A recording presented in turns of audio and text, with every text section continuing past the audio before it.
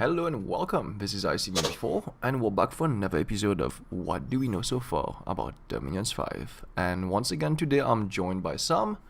And one small difference is that I actually purposely split this part into two parts because I went out and I got some images that I want to show you guys about some of the new Pretender designs. So from where we left off last episode, Dominion 9 no longer gives you AOE. You can actually take Fire 8 for that place. I think that changes a lot when it comes to design of Awake Pretenders. You no longer need to restrict yourself to Dominion 9 in order to get that buff, because it's really powerful for you to have an Awake expansion Pretender, and I think that's going to change quite a lot of things. What do you think of that one, Sam? Damn, they keep buffing Fire in this edition. Yeah, Fire got really buffed. It was pretty bad in Dominions 4, but they really seem to be going, okay, we weakened it too much. Let's buff it to the heavens. Yeah, Fire is heavily buffed. I mean, getting that high Fire is not only going to be more expensive than getting that high Dominion. I think getting that high Fire was more expensive than getting the candles, right? But it's now perfectly worth it. Like, I would mean that if we did the Shiniyama, for Tortuga's Shiniyama Let's Play, that you could have an immortal pretender with awe. Yes. That's insane. And the craziest thing on top of it is that a high level in Fire seems to give you flaming weapons, AOE, and Fire shield, so that's pretty strong. Yeah, I would say it actually might make some of the not as good, like some of the hard to mass nations with Fire, their sacred's very good. Like Abizia, because their damage output will actually be worth it. Yeah, especially with Abizia. Like, they're already very heavily armored with AOE. Those guys are gonna be walking Fire shield tanks. Let's move on to one of the new features of Pretenders in the game. This is actually really interesting. There's a new type of Pretender called the Trinity type of Pretender. They're 3-unit, naked Titan chassis, expensive, but if they separate, they're weaker. They don't produce any Dominion checks, but they have a Unify command that teleports the other units to the same province. One of those Pretenders is called the Morigna. I think she's like the Marvel Morigans. Her shape have slightly different abilities based on the main path. Death has higher base fear, Astral has Fortune Teller, and Air has Berserk 4. Now, the reason why I split this into two is I got lucky, and some of my friends have been able to just show me a couple of pictures here and there. So we're gonna show you guys the Moriga right away. Oops, that was Mitsurugi. So that will be the Titan Pretender that has Trinity. She starts at 360 points, Air 1, Astral 1, Death 1, starts with Death Flying, is bad at research, it seems to have Chaos Power, and I believe the Phoenix with the 3 means Trinity right there. Yeah. So overall, pretty good. I'm curious how they're gonna do equipment when they can just split into pieces. Yeah, that's gonna be interesting. The main trick of that Pretender is that she splits into 3, which is shown right there. She splits into 3 other Pretenders. Like, one of them has the Death focus, the other the Astral focus, and the last one the Air focus. I believe they all have a bit weaker stats, but they're still all very strong Pretenders. That's gonna be very interesting. I'm curious what happens when one of them dies, actually.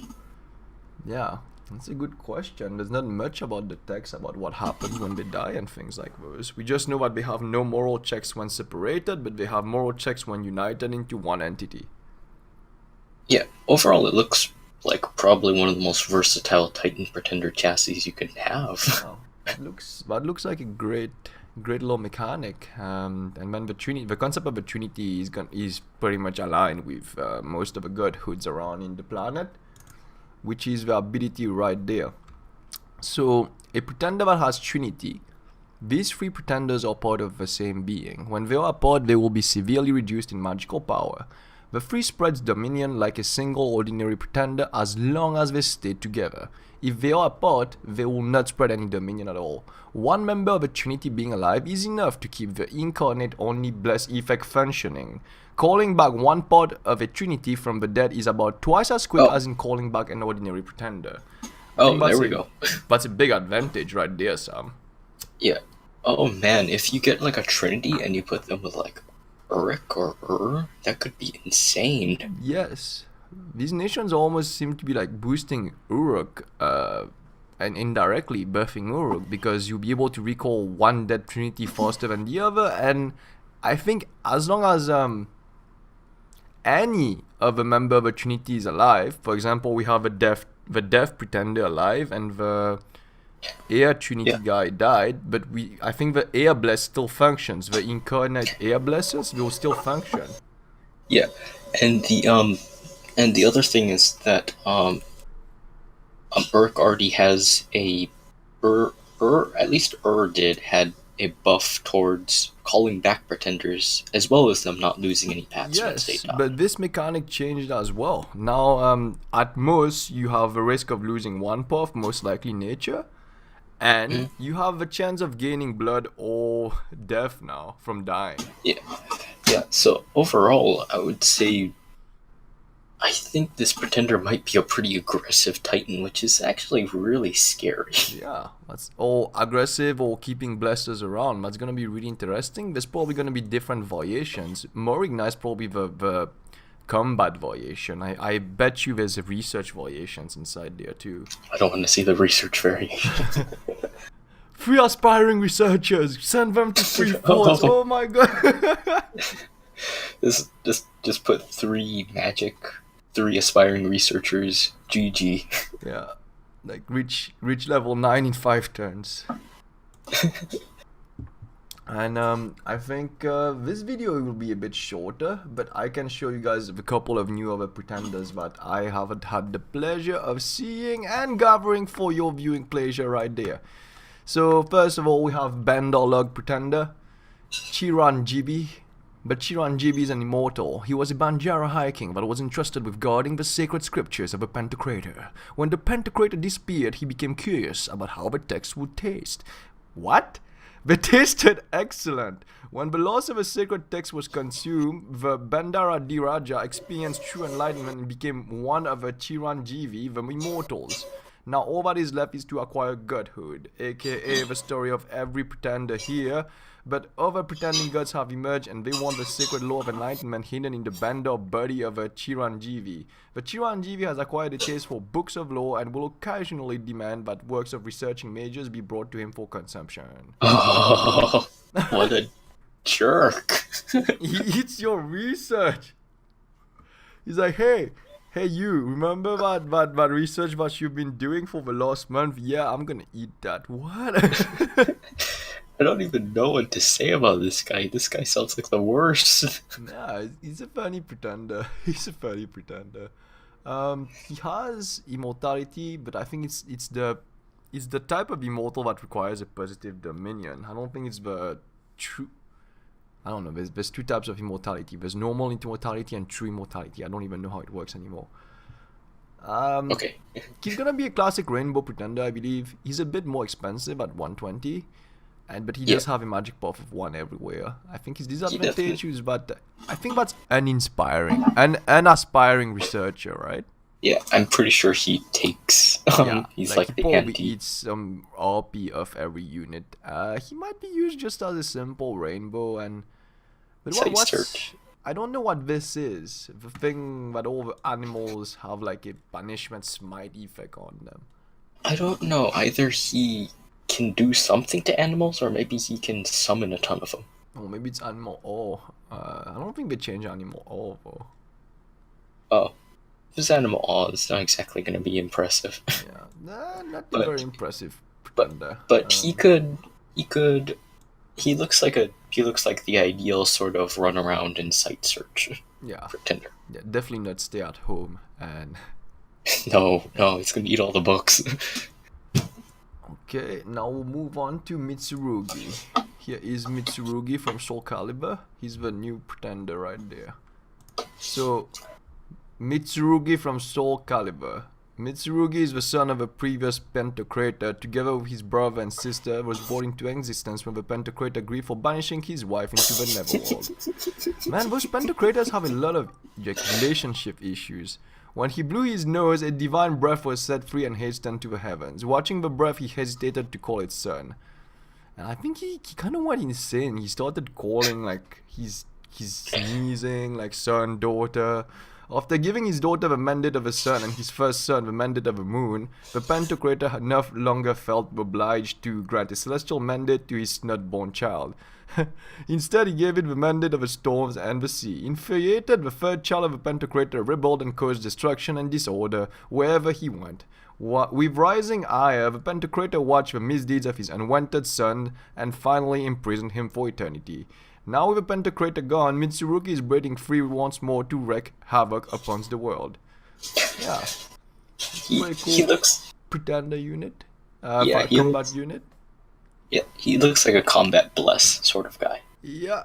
Has probably air and water. I think that's chaos power once again. You know, those would be particularly interesting if they belonged to German. Yeah, but I think this you can use him. I'm pretty sure you'll be able to use him as Yomi, and he sounds like a lot of fun with Yomi. Yeah, I meant Yomi right there, but yes. He must be part Still of the he can't lead any troops, but he's just gonna fly around smacking things. Yup, and he flies definitely, and has storm resistance. The good thing about him is that I think the water and air magic automatically helps him pick a few useful combat blessers as well as buffs. But I'm doubtful if he can be used as an expansion from turn 1. I don't think so. He looks like more the guy where you put mist form, you give him a brand. Exactly. He will need a weapon. The one thing I found weird for it being a pretender is that he has a Nodachi weapon, you know. Most pretenders have an additional little magical weapon somewhere, but he has none. Yeah, but, you know, he gets air and he gets water. Those are some of the most killiest. Definitely. Those are the best buffs for combat. I'm not saying no, but I'm saying all those require some research, right? Yeah. And for foraging, they produce some of the killiest weapons, so it's not exactly a huge loss. It's just definitely not an expansion. But you know, do you think that would make Tengus usable using someone like this? I think Tengus might very well be very powerful now because of all the buffs you can give them. Right? Like, you could give them lightning weapons, and I think that would pretty much shred most armies. And Tengus will fly together with him. That's even more awesome. Yeah. Oh my god, we can have the Crowman Brigade. Oh, we finally get to use Tengus. Tengus. Oh yeah, he can cast Storm too. So. Yeah. Another plus. So, yeah. You know, map actually, 22. I have actually, now that I'm thinking of it, Sam, we don't really know how the new map move works now. No, we'll have to find out. Now that I think about it, that's something I didn't realize. There's also something new called combat speed. Where is that? Right there. Oh yeah, that might be initiative. Yeah. Initiative, like in Conquest of Elysium 4. It determines who attacks first. Maybe. Yeah, I guess who gets to attack first would not be decided by randomness, but rather by combat speed. Yeah, that's nice. That actually opens up some opportunities for probably light infantry units. Well, we should keep taking a look at that very special family. Wait, can we go to combat speed? Okay, this is 16, right? What? Okay, so this one is 16. Can we check the Morigna again? The Morigna is 16 as well. So it doesn't appear to be affected by the spear, so that's interesting. I was wondering if the weapon affected combat speed. I'm not too sure myself. Alright, I guess we'll find out later on. Okay. Yeah. I do have another couple of pictures, but they don't seem to have saved correctly. Which So we are back with the Kami of the Sun. The Kami of the Sun is a daughter of a previous Pentacrator. Together with her two brothers, she was brought into existence when the Pentacrator grieved after banishing his wife to the Netherworld. When he wiped his left eye, a divine spark was set free and hastened to the heavens. Watching the spark, he called it daughter. She reminded him of his banished wife and endowed her with the brilliance and beauty of a sun. But when the people of the world started worshipping her instead of him, he got jealous and imprisoned her in a cave for eternity. That's a great dad. That's a great dad. Now with Pentacrator gone, good thing he's gone. The Kami of the Sun now has a daddy complex and is returning to the world to bring joy and prosperity to mankind, which is kind of a good thing in the end. Yeah, she looks strong. Just flat out say she looks strong. She starts with Ao, has an access to fire as well as astral. So a bit similar to Mitsurugi over there. She also doesn't start with any magical weapon. But she looks like she's definitely a combat pretender with items, but not... Well, she does have L that will help her expand out of the box if you can somehow give her an armor. I think the main issue here is that she doesn't have armor to really expand on her own. And Yeah, she only has not, high defense with a no dachi, so a shield will definitely help on top of it. Yeah. Aside from that, I don't think she can expand out of a box like a nerf. No. The closest you could get it is getting the astral weapons or items to decrease to give her like no encumbrance weapons. Yeah, if we can get rid of the encumbrance, that definitely helps as well. And protection. I think she's just like Mitsurugi, as you called him. Yeah. He's probably gonna be called something else closer to the mythology, but you know. But yeah, she looks pretty good. I'm curious if leadership gives the same as it did before. You know, if 80 gives +1, if 120 gives +2, and if 160 gives +3, because she could also be a decent leader if that's the case. That's true. There has been a mention of a leadership being reworked, so I don't really know as well.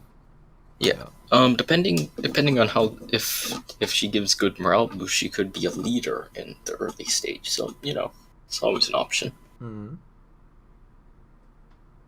I think now we can move on to the final member of his family. So the final member of his weird family is the Kami of the Moon. The Kami of the Moon. So. The Kami of the Moon is the son of a previous Pentacrator. Together with his brother and sister, he was brought into existence when the Pentacrator grieved after banishing his wife, that wife. When he wiped, that time is the right eye. Watching the spark, he called it sun. After giving the daughter the mandate of a sun, the Pentacrator grudgingly gave his son the mandate of the moon and the night. But when the people of the world started to worship the sun and the moon instead of him, the Pentacrator got jealous and imprisoned them for eternity. Okay, again.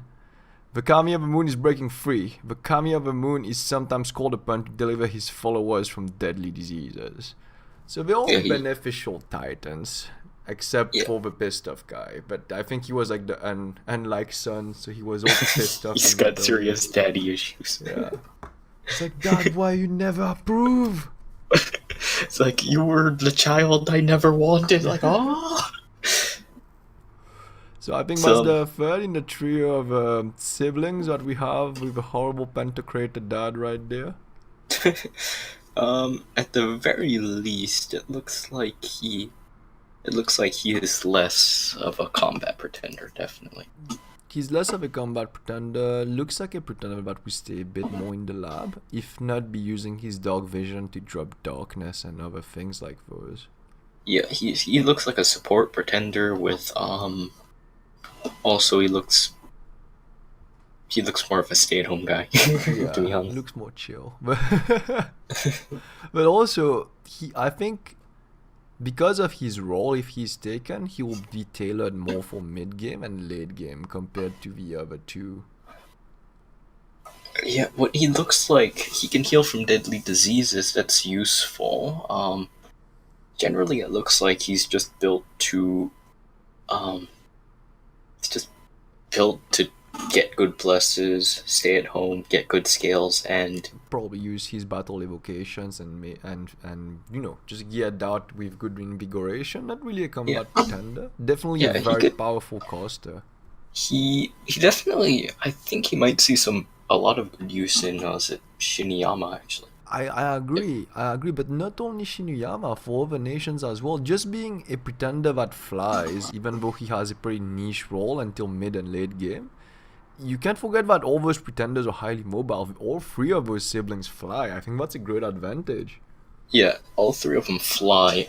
He might be the weakest combat wise, but he has the best pats overall. So I think he's Yeah. going to be very good. Unless they change how endgame lasts, but he's a strong pretender for endgame, having a natural access to both death and astral at the same time. Yeah, and the bless is really like astral and death from what we've seen. So I would say he's pretty strong. He might be, I don't know, he might be not too bad for most of the Asian nations, including Qianqi and early age Qianqi. Yeah. That'd be nice to have him for PNG. Yeah, because early age Qianqi just lacks death. They have to wait for that one hero, the guy with the crutch. Yeah. Just death and some high astral, which can be served by that guy. Yep. Okay. Do we have anything else? No, I think we actually ran through the whole list of new pretenders that I had right now. And that should be it for this episode. We actually stretched it to about 20-ish minutes, including the cut that I'll take later. I think that's it for pretender design. We are done, and the last episode will mostly be on strategic map, and maybe a couple of days or weeks down later as information gathers, we'll just update the series with what else is up. So thank you for watching, everyone. Join us on the next episode when we're going to be discussing what will change in the strategic map. It will also include the discussions about the new recruitment points as well as the forts. That being said, thank you for joining us, everyone, and see you soon.